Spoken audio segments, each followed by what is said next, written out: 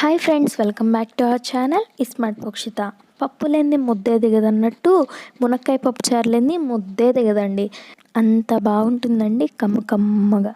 ఒక్కసారి మీరు కానీ తిన్నారంటే ఖచ్చితంగా దీనికి ఫేమస్ అయిపోతారండి. అంత బాగుంటుంది.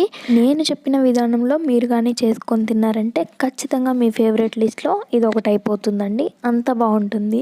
సరే, ఇప్పుడు మనం రెసిపీలోకి వెళ్ళిపోదాం. ఒక బౌల్ తీసుకొని దాంట్లోకి 1 కప్పు వరకు కందిపప్పును వేసుకొని శుభ్రంగా కడిగేసి ఇలాగా స్టవ్ పైన పెట్టుకొని ఉడికించుకోవాలి. పప్పు పూర్తిగా ఉడికే వరకు ఉడికించుకోవాలి. చూడండి, పప్పు అనేది పూర్తిగా ఉడికిపోయిన తర్వాత దీంట్లోకి 1/2 టేబుల్ స్పూన్ పసుపు, 1/2 టేబుల్ స్పూన్ సాల్ట్ని వేసుకొని మొత్తం బాగా కలిపేసుకొని దీన్ని మ్యాషర్తో కానీ పప్పు గుత్తితో కానీ మెత్తగా ఎనిపేసుకోవాలి. చూడండి, ఈ విధంగా ఎనిపేసుకొని పక్కన పెట్టేసుకోవాలి.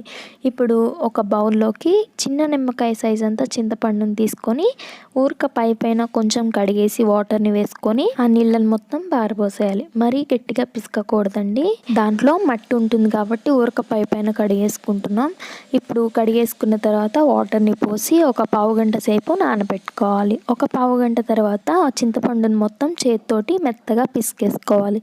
ఇలా పిసికేసుకొని చింతపండు నీళ్ళని సపరేట్ చేసుకోవాలి. ఇలా సపరేట్ చేసుకున్నాక దీంట్లోకి కావాల్సినవి మునక్కాయలు 2 కాయలు తీసుకొని ఇలా చిన్న సైజు కింద కట్ చేసుకోవాలి. అలాగే క్యారెట్, టమాటా ముక్కలు, పచ్చిమిరకాయ ముక్కలు, అలాగే ఒక పెద్దది ఉల్లిపాయ ముక్కలు కూడా సన్నగా కట్ చేసుకొని పెట్టుకోవాలి. ఇప్పుడు ఒక గిన్నె పెట్టుకొని దాంట్లోకి 2 టేబుల్ స్పూన్ల ఆయిల్ని వేసుకొని ఉల్లిపాయ ముక్కలు, టమాటాలు, క్యారెట్, మునక్కాయ ముక్కలు, పచ్చిమిరకాయలు కూడా అన్నీ వేసుకొని బాగా కలిపేసుకోవాలి.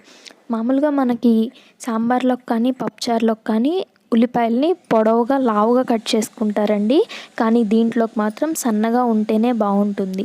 ఇలా వెజ్జెస్ అన్నీ ఫ్రై అయిపోయిన తర్వాత దీంట్లోకి చింతపండు రసంని వేసుకొని దానికి సరిపోయినంత వాటర్ని వేసుకోవాలి. అంటే చింతపండుకి బ్యాలెన్స్డ్గా వాటర్ని వేసుకోవాలి. ఇప్పుడు దీంట్లోకి 1/2 టేబుల్ స్పూన్ వరకు పసుపుని వేసుకోవాలి. అలాగే 1 టేబుల్ స్పూన్ వరకు సాల్ట్ని వేసుకొని పులుపు కారం అంతా బ్యాలెన్స్ చేయడం కోసం దీంట్లోకి కొంచెం చిన్న ముక్క బెల్లంని వేసుకొని అలాగే 2 టేబుల్ స్పూన్ల కారంని వేసుకొని మొత్తంని బాగా కలిపేసుకొని ఒక పొంగొచ్చే వరకు పొంగనిచ్చుకోవాలి.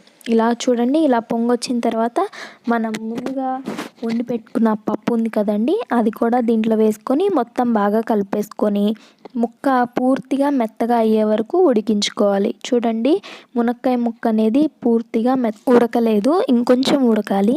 ఇలా మరుగుతున్నప్పుడు దీంట్లోకి 1 టేబుల్ స్పూన్ వరకు ఆయిల్ని వేసుకున్నారంటే మీకు టేస్ట్ అనేది ఎక్స్ట్రా వేగన్ అయిపోతుందండి. చాలా అంటే చాలా బాగుంటుంది. ముక్క పూర్తిగా అయిపోయిన తర్వాత స్టవ్ ఆఫ్ చేసుకొని తాలింపు పెట్టుకొని తాలింపు దీంట్లో వేసుకొని కలిపేసుకొని వేడి వేడి అన్నంలోకి సర్వ్ చేసుకొని తిన్నారంటే చాలా అంటే చాలా బాగుంటుందండి. ఎప్పుడూ పప్పుచారు కాకుండా ఇలా ఒకసారి మునక్కాయ పప్పుచారుని కూడా ట్రై చేసుకోండి. మీకు కూడా ఖచ్చితంగా నచ్చుతుంది. మనకి సమ్మర్లోనే కదండి మునక్కాయలు దొరికేది, కాబట్టి సమ్మర్ సీజన్లో మునక్కాయ చారుని అస్సలు మిస్ కావద్దండి. ఈ రెసిపీని మీరు కూడా తప్పకుండా ట్రై చేసి మీరు ట్రై చేసిన తర్వాత ఎలా వచ్చిందో కామెంట్ సెక్షన్లో తెలియజేయండి. Thank you for watching.